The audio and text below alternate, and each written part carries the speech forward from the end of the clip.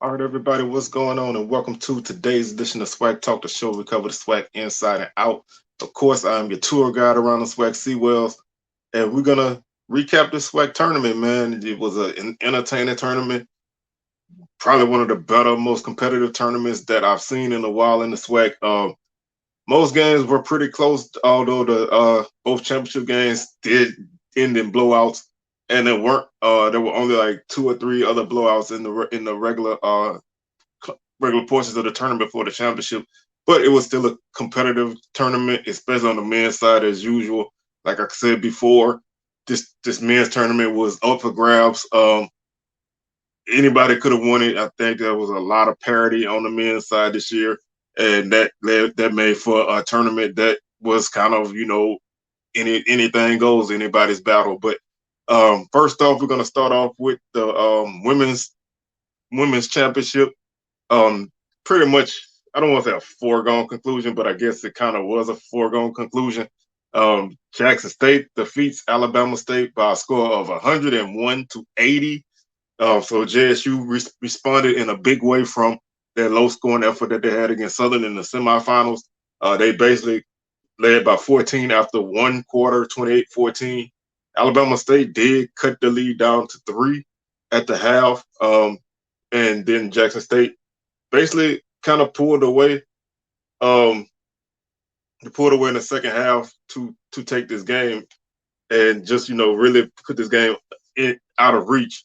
Uh, Alabama State was led by Ayana Emanuel with 26 points and 4 rebounds. Um, Jada Crawford 22 points and Shemaya Ward with 14 points and 7 rebounds to pace the Lady Hornets. The Lady Hornets had 29 rebounds as a team, 15 assists, 2 steals, 3 blocks, 19 turnovers, and 25 fouls. They shot 48% from the field, 42% from the 3-point line, and 73% from the free throw line. Jackson State, all 5 starters scored in double figures. They actually had 6 scorers in double figures. Crump, 22 points, 3 rebounds, 3 assists, 5 steals. Sims, 11 points, 5 rebounds. Williams, 14 points, 9 rebounds, 2 blocks, 1 steal, 1 assist. Luckett, 11 points and 4 assists. And Rogan, 17 points, 5 assists, 3 rebounds, 4 steals. And also, like I said, Covington, 11 points off the bench and 4 assists. So Jackson State had a very balanced attack in this game. 6 double-figure scores. They finished with 36 rebounds on the night, 17 assists, 14 steals, 3 blocks. They only turned the ball over 10 times, and they had 18 fouls. They shot 58% from the field, 46% from the three-point line, which is one of their better three-point shooting efforts of the season, the conference season, and 66% from the free throw line. So really a solid effort for JSU. Kind of business as usual. They got back on track. Deja Rogan was the most valuable player of the tournament. Amisha Williams, Jackson State, Maya Crump, Jackson State, Ayana Emanuel, Alabama State, Jayla Crawford, Alabama State, and Alexis Holt from Grambling made up the all-tournament team. JSU will find out where they go tonight at 7 p.m. For the women's selection show that's on ESPN. JSU back-to-back champs. First back-to-back champs since Alabama State in 2015 and 2016. So that's tremendous. Right there, undefeated regular season. That's tremendous. I think it's a 29 or 30 game winning streak in conference play. That's tremendous. This team has been very good. I've seen projections for them as high as a 14 seed coming to Baton Rouge to play LSU in that little sub regional, which I would hope that's a good outing right there. Not a long trip, and an opportunity for fans to come out and see them play. And I've seen some people put them at a 16 seed in the play-in, but I don't see how that can happen. So I would lean more toward a 14 seed, 15 at the lowest. But I would really be excited to see them get a 14. I don't see how they, I guess you can say the SWAC is not that tough, but they were a 15 last year, so I don't think that you should punish them and drop them to a 16, and let alone 16 in the play-in at that.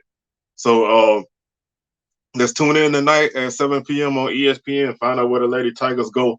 We'll break down whoever they play and the regional that they make it in. We'll break that down tomorrow. Might as well go ahead and throw out the schedule for this week. Won't do a show on Wednesday. NCAA tournament going on, so gonna kind of focus on that because playing games are Tuesday and Wednesday. So I don't know when when TSU will be playing. So want to kind of allow for that. So gonna do a NCAA tournament preview tomorrow.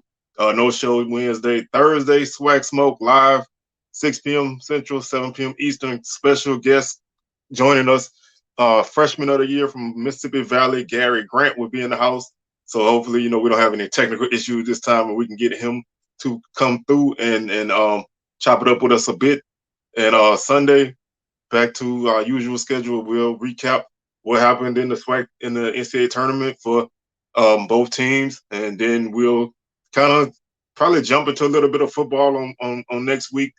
Spring football is starting for a lot of people, so we'll kind of do a little bit of a spring football preview, and then we'll just go from there and see what happens for the rest of the off season for football and basketball. Might touch a little baseball, but this is obviously the tour around the SWAC, so we're gonna do whatever we do. So that's pretty much the schedule for where we at right now. Let's take a look at the men's side of things. TSU picked up a big victory over Alcorn. They this game was a nip and tuck game for a while. Alcorn in the first half never really went away. They made some key shots. TSU would get up by 7 or 8 points, and then Alcorn would kind of come back and chop the lead down, tie it up or get close, 1 point off, and then TSU would go on another run to kind of put things away. And Alcorn just, I guess whatever, magic they had, it finally ran out. These two teams played twice in the season, and Alcorn won both of them by a combined 4 points. But this was just, I think TSU is playing their best basketball right now. From basically JSU game in the first round was a nip and tuck affair, but Grambling, they played lights out in that game, and this game they played lights out. And this is the Texas Southern that I expected coming into the season. They got off to kind of a slow start. They started off 1-3, I think, at the beginning of the season in conference play, and it took them a while to start to find out who they are. And this team is a very balanced team. They don't have any double-digit scores, but they have a lot of guys who score between 4 and 9 points, which means that any night one of those guys can take charge. They have some great bench players, good size. And this is a team that understands how to win in the late portions of the season. They understand that, yes, you want to finish as high as you can in the regular season. If you can win the regular season championship, then great. But if you want to get to your ultimate goal, you have to win the SWAC tournament, and they come to play in tournament time. So big victory for Texas Southern. They led this game 42-38 at half. In the second half, they outscored Alcorn 45-24 as they basically just put this game out of reach. Second half, they really clamped down on Alcorn. Alcorn couldn't take care of the ball anymore. They started missing shots. TSU, started getting, doing work on the boards and, starting to get their hands on balls, and they blocked a lot of shots, and if the one that they did not block, they basically redirected and they changed the flow of this game. They got the tempo up a little bit, and Alcorn just could not keep up. Although Alcorn played a great season, and the first half they played a great first half, but they just could not keep it going. Alcorn was led by Justin Thomas, who had 18 points, 5 rebounds, no assists, which is big for a guy like this. He actually led the SWAC in assists at about 4.5 per game. So a guy like that can, he doesn't get any assists. That means that the other guys aren't making any shots, or they're not being able to create anything for other people. And he had to kind of do things himself. So that when a guy like that does not get to distribute the ball well, then it just doesn't work out for your team. Now, I'm looking at this number, and I'm starting to wonder if this actually was the case. Alcorn is credited with only having 2 assists on the night. I don't know, I don't know if that's accurate or not, but if it is, then that's just not good at all. Um, their second leading scorer on the night was Byron Joshua with 13 points. And then they didn't really get much from anybody else. Lionel Henry had 9 points. And then after that, Otis Walker had 8 points. And Keandre Montgomery had 7 off the bench. They only got 10 bench points on the night, so not a lot of production from Alcorn. They tried to play that Alcorn style of ball, keep the game close, keep it tight, play defense, but TSU just was on another level in this game. Alcorn shot 28% on the night from the field, 17 of 60, 33% from the three-point line, 6 of 18, and 68% from the free throw line, 22 of 32. They had 35 rebounds on the night. Like I said, they were credited with 2 assists. I don't know if that's accurate. If it is, then like I said, that's just not a good number at all. 6 steals, 3 blocks, 10 turnovers, and 21 fouls. TSU was led by John Walker. By John Walker with 17 points off the bench. He also had 6 rebounds on the night and 2 blocks. They got double digits from 4 of their 5 starters. Etienne with 15 points. PJ Henry with 15 points, 5 rebounds. AJ Lawson, 14 points, 4 assists, 3 steals, and a block. Bryson Gresham, 10 points, 7 rebounds, 5 blocks. Man, he was a monster down low. He just, redirected a lot of shots. The ones he couldn't get his hands on, he made Alcorn take tough shots. He worked on the boards. He got a couple easy inside baskets, dunks to hype the team up. And he just kind of kept going. Jordan Carl Nicholas, 11 points, 2 assists, 8 rebounds, 1 block. He had his usual night. He's kind of that energy glue type of guy. He's a really emotional type of guy, but he was able to get in there and work, and he did what he did. Etienne had 8 points, so he almost had double figures. He had 8 rebounds on the night, 4 assists, and a steal. TSU blocked 9 shots on the night. They had 13 assists. They had 44 rebounds, 12 turnovers, 21 fouls. They shot 55% from the field, 44% from 3, and 71% from the free throw line. So really a solid outing for TSU. Like I said, they took care of business from start to finish. Alcorn was game in the first half, but they just, the shooting woes and no real ball movement really hurt them a lot. And the fact that Texas Southern was able to get their hands on 9 shots and block those really changed the dynamics of the second half, especially. But that does not take away from what Alcorn has accomplished this year. This was a team that was picked to finish 8th in the conference. So that's nothing to hang your head about. I mean, obviously you want to make the NCAA tournament, especially if you finish number 1. But they do have that ace in their back pocket, as I like to call it, and that's that NIT bid that they get for not winning the SWAC tournament. The NIT selection show will be tonight at 8 p.m. on ESPN, I believe they said. So yeah, you want to on ESPNU, that can be seen on ESPNU at 8 p.m. Central. So after you check out the women's selection show, once you check out the NIT selection show, see where Alcorn ends up. They are automatically going to qualify for this tournament due to not winning the SWAC. TSU is obviously the SWAC champs. They're going to the big dance. The selection show is at 6 p.m. Central on CBS.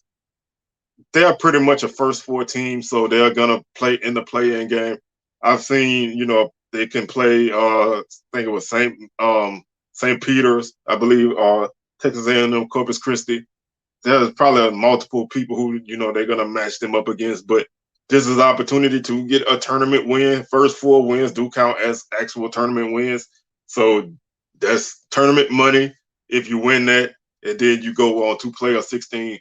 Some people don't like being in the play-in game because they feel like, you should not have to earn your right into the tournament, which I can see that.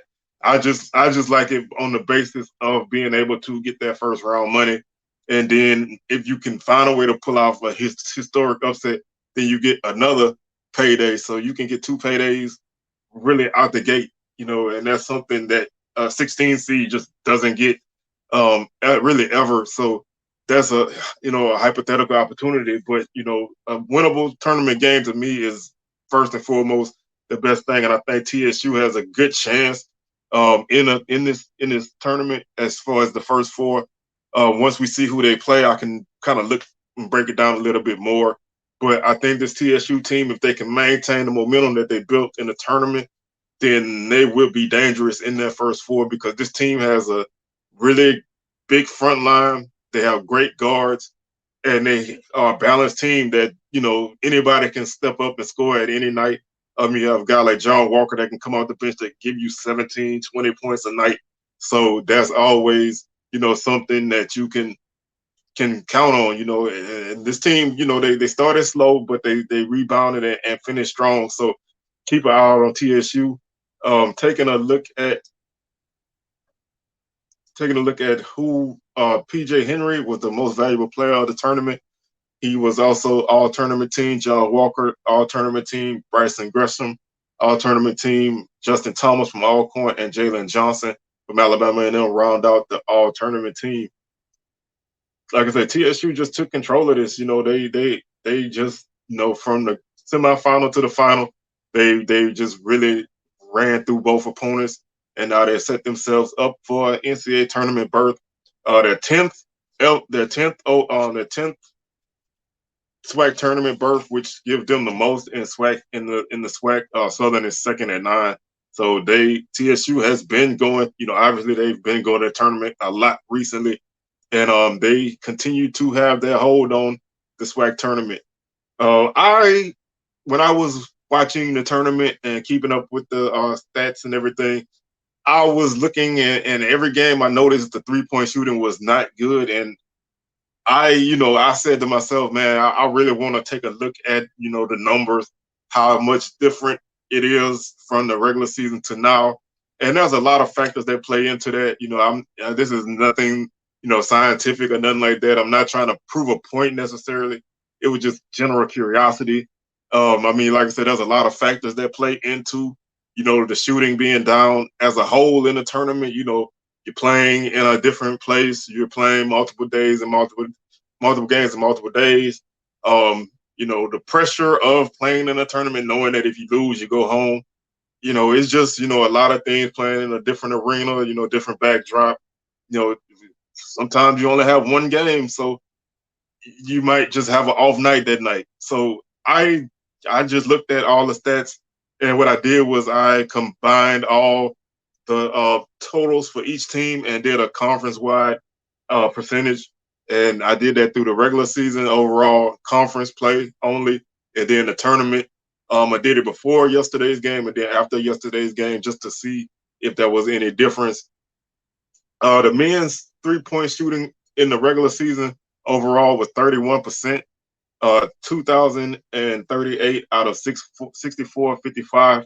So they shot 31% as a whole on a conference level. Most people say an average 3-point mark should be like 35%. So that's a little bit below average, but not that bad. Now that's weighted down by a team like Alabama and them who shot like 27% on the season from 3. So that's a mark that you really is really kind of hamstrung because of a really low 3-point shooting mark by a team. Southern actually was the highest 3-point shooting team in the conference and overall at 35%, so that's right around average. Prairie View was at 34%. Bethune-Cookman shot 33%, Alabama State 33%. Looking at conference-only numbers, Prairie View, again, they were the top team in conference-only shooting at 37%. Bethune-Cookman 36%, Alabama State 35%, Southern 34%. So they had 3 or 4 teams who hovered around that 35% mark. Alabama A&M obviously was the lowest at 27% in conference play. Jackson State at 28%. So those kind of numbers there kind of weigh down the overall the overall numbers. Jumping back real quick to the overall 3-point shooting. Jackson State shot 30% when you count all their stats, and Alabama and them was still at 27. So they were really a team that just did not shoot threes well, considering they had a guy like Gary Hicks who can, make 5, 6 threes in a night, but nobody else really could consistently make those threes, and that brought their numbers down. Overall, in conference play, like I said, the percentage was 33%, 1251 out of 3788. So that was a really a slight increase on the season for the men's side. In the tournament, the numbers were 57 of 211. That was before the championship game on Saturday. So that pretty much says that the shooting dropped by 4 to 6%, depending on if you take the overall numbers and the conference only numbers.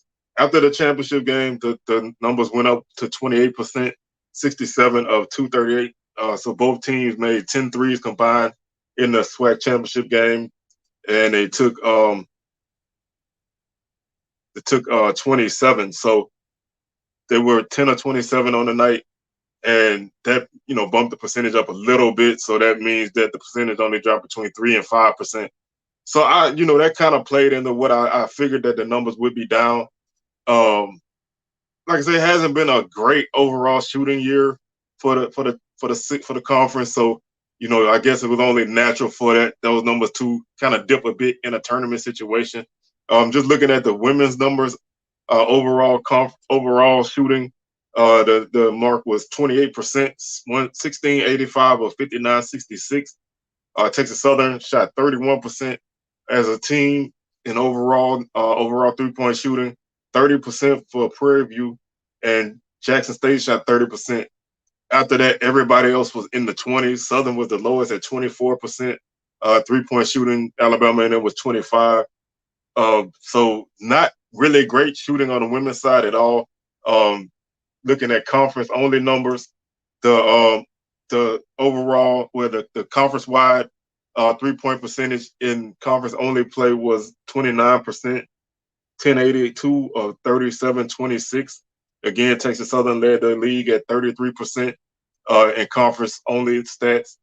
Alabama State 32%, Prairie View 32%, Grambling 31%. Alcorn shot 25% in conference play as the lowest. Alabama A&M was at 25 as well. Pine Bluff 26, Valley and Southern at 27. Florida A&M at 27, Jackson State at 29, Bethune-Cookman at 29. So 4 teams shot above 30% in the conference regular season, and the rest were below. And like I said, conference only 29% was the average percentage for everybody. In the tournament, the shooting on the women's side really dropped down even more. Before the championship game, it was 35 of 176, which made for 19%. Like I said, that's way down by Southern shooting like 7% in one game and 0% in another game. The 3-point shooting was really, really down in the tournament. After the championship game, it went up 4%. It went to 50 of 210 for 23%. So a slight uptick. I thought both teams shot pretty well from 3 in the championship game, and that kind of boosted the numbers. So like I said, this was just, something I wanted to look at. It didn't mean anything. It don't change anything. I mean, I guess you could say in a tournament that's as competitive as it was, with so many games finishing, within a close margin of each other. A couple threes here and now could have changed the difference. Although to me, it was more free throws that did in a lot of teams in this tournament. So 3-point shooting is obviously something that you want to keep an eye out on. In a tournament, they can make or break you. In the NCAA tournament, we see a lot of teams get hot from 3. Teams that shoot a lot of threes have a kind of a better chance of advancing, because if you can make those shots, then you're scoring probably 3 to their 2 almost every possession. So you want to hit threes, and it kind of also evens out some things. You get rid of some size inside mismatches and things if you can make the game a perimeter game. So hopefully both teams who are going to the NCAA tournament have pretty good shooting nights as a whole. Like I said, it was just an informal thing I wanted to do. It wasn't nothing I wanted to prove, but it was just a situation that I caught my eye. So being me, I just wanted to dive into it. So again, congratulations to Jackson State and congratulations to Texas Southern. Both Tigers taking the SWAC, both Tigers going back to the NCAA tournament, and we'll see, what happens with both teams. I do want to say, man, I know it's not like something that is some kind of great revelation or whatever, but I did pick TSU to win, and I was really on the TSU wagon even early when they were 1-3. I just know how I felt about how that team was, so I wanted to kind of toot my own horn on being right on that. I wasn't the only person who picked TSU, so I'm not going to act like that. But I do want to salute TSU for making me be right. So with that being said, man, I'm your tour guide, C. Wells. I'm going to stop this bus so I can hop off, man. It's been a long weekend. I am exhausted. We'll catch y'all tomorrow as we break down the NCAA tournament matchups for both teams and Alcorn's NIT matchup. So 3 postseasons efforts. I think Southern has a chance to make the CIT tournament. That's the College Insiders tournament. So we'll see if that happens. We may have 4 teams in postseason play. Most likely, it might be 3. If we do get a 4th, then we'll talk about that opponent as well. So with that being said, man, I'm your boy C. Wells. Make sure you like, share, and subscribe. Hit that notification bell for sure so you can be alerted because I've been dropping videos off my normal schedule. So hit that notification bell. Hit the socials, and I'm up out of here, man. Y'all have a good Sunday, and we'll catch y'all tomorrow. Peace.